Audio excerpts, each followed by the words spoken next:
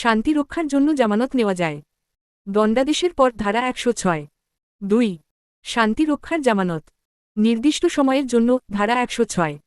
3 শান্তিভঙ্গের আশঙ্কা থাকলে ম্যাজিস্ট্রেট কার্যক্রম শুরু করতে পারেন ধারা 107। 4 ধারা 107 এর কার্যক্রম প্রতিরোধমূলক প্রকৃতির ধারা 107।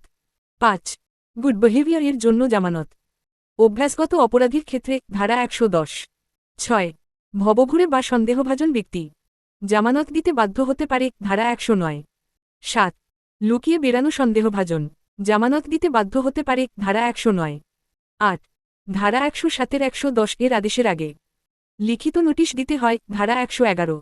9 নোটিশে উল্লেখ থাকবে অভিযোগ ও জামানতের পরিমাণ ধারা 111। 10 অভিযুক্ত ব্যক্তি হাজির হলে শুনানি শুরু হয় ধারা 112। 11 জামানত কার্যক্রমে শুনানি বিচারক প্রকৃতির ধারা 116। 12 শুনানির সময় সাক্ষ্যগ্রহণ করা যায় ধারা 116। 13 শুনানি চলাকালে অন্তর্বর্তীকালীন জামানত নেওয়া যায় ধারা 117। 14 জামানত দিতে ব্যর্থ হলে আটক রাখা যেতে পারে ধারা 122। 15 জামানতের মেয়াদ আইনে নির্ধারিত সীমার মধ্যে ধারা 122।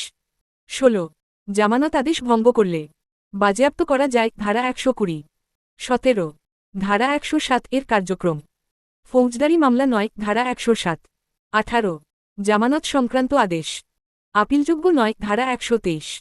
19 জামানত সংক্রান্ত আদেশ রিভিশনের মাধ্যমে চ্যালেঞ্জযোগ্য। 20 সিকিউরিটি প্রসিডিংস এর উদ্দেশ্য ভবিষ্যৎ শান্তিভঙ্গ প্রতিরোধ ধারা 106 থেকে 124।